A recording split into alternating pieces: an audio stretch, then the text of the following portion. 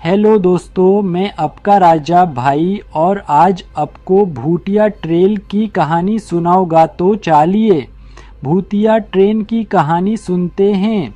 Story by Raja on 6 दिसंबर 2024। भूतिया train.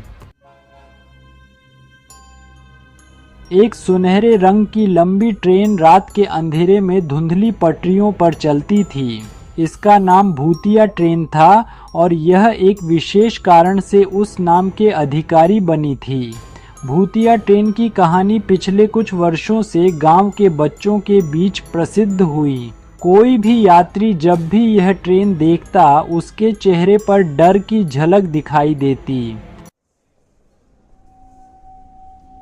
एक रात एक युवक ने भूतिया ट्रेन में सफर करने का साहस दिखाया। उसका नाम रामू था। वह अपने डर को भुलाकर ट्रेन में सवार हुआ। रामू को पहले ही स्टेशन पर कुछ अजीब सा महसूस हुआ। वहां कोई नहीं था सिवाय उसके। वह अपनी सीट पर बैठ गया और ट्रेन चल पड़ी। जैसे ही ट्रेन चली, उसने ट्रेन में अजीब अजीब आवाजें सुननी शुरू की। कभी कभी उसे लगता कि कोई उससे बात कर रहा है। धीरे धीरे रामू ने महसूस किया कि ट्रेन में कोई अन्य यात्री भी है। वह एक छोटी लड़की थी जिसका नाम मीना था। रामू और मीना ने बातचीत शुरू की और वे दोनों अच्छे दोस्त बन गए। मीना ने रामू को ट्रेन की कहानी सुनाई और वह उसे बहुत पसंद आई। रात बीतने लगी और ट्रेन अगले स्टेशन पर पहुंची। रामू ने अपनी सीट से उठकर खिड़की की ओर देखा, पर वहां कोई नहीं था। रामू ने पलटकर देखा, मीना अब वहां नहीं थी। उसने पूरी ट्रेन में ढूंढा, पर वह कहीं नहीं मिली। उसने ट्रेन के कंडक्टर से पूछा, पर उन्होंने भी उसे देखा नहीं। रामू को अब समझ में आ रहा था कि क्यों इसे भूतिया ट्रेन कहा जाता है। वह अब तक सिर्फ कहानियां सुनता था, पर अब उसने खुद भी महसूस किया। वह बहुत डर गया, पर उसने खुद को संभाला। उसने अपनी सीट पर बैठकर अपनी आंखें बंद कर दी और सो गया। सुबह होने पर वह उठा। वह अब अपने गांव के स्टेशन पर था। वह ट्रेन से उतरकर अपने घर की ओर चल पड़ा। जब वह अपने गांव पहुंचा तो उसने सबको अपने भूतिया ट्रेन के सफर की कहानी सुनाई। लोग उसकी कहानी सुनकर चौंक गए। अब भूतिया ट्रेन की कहानी और भी डरावनी हो गई थी, पर रामू ने अपने डर को हराने का साहस दिखाया और उसे अपने साहस के लिए सराहा गया।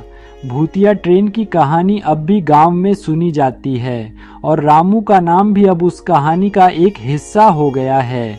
रामू अब बड़ा हो गया है, पर उसकी कहानी अब भी उसे वैसी ही याद है। वह अभी कभी कभी खुद को उस भूतिया ट्रेन में खोया हुआ महसूस करता है।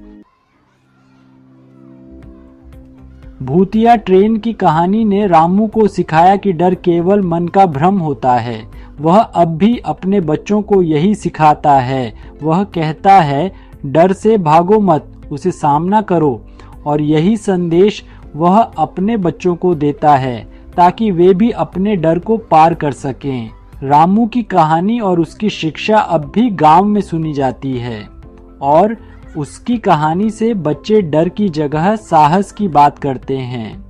भूतिया ट्रेन अब भी रात के अंधेरे में चलती है, पर अब उस पर सवार होने का डर कम हो गया है, क्योंकि अब लोगों को पता चल गया है कि डर सिर्फ मन का भ्रम होता है। रामू की कहानी ने उन्हें यह सिखाया कि सही मायने में भूत प्रेत तो हमारे मन में ही होते हैं, वास्तविकता में नहीं। और यही संदेश वह अपने बच्चों को देते हैं। उसकी यह कहानी अब भी उसके गांव में सुनी जाती है और यह एक प्रेरणा का स्रोत बन गई है। लोग उसे अपने डर को पार करने के लिए इस्तेमाल करते हैं। भूतिया ट्रेन की कहानी और रामू की यात्रा ने उन्हें यह सिखाया कि डर से मत डरो, बल्कि उसे सामना करो और यही उनके लिए एक महत्वपूर्ण पाठ बन गया है। अब उसके गांव में जब भी कोई बच्चा डरता है तो उसे रामू की कहानी सुनाई जाती है और वह कहानी उसे अपने डर को जीतने की प्रेरणा देती है। भूतिया ट्रेन की कहानी और रामू की यात्रा ने उन्हें यह सिखाया कि डर सिर्फ मन का भ्रम होता है और वास्तविकता में हमारे सामर्थ्य का कोई सीमा नहीं होता।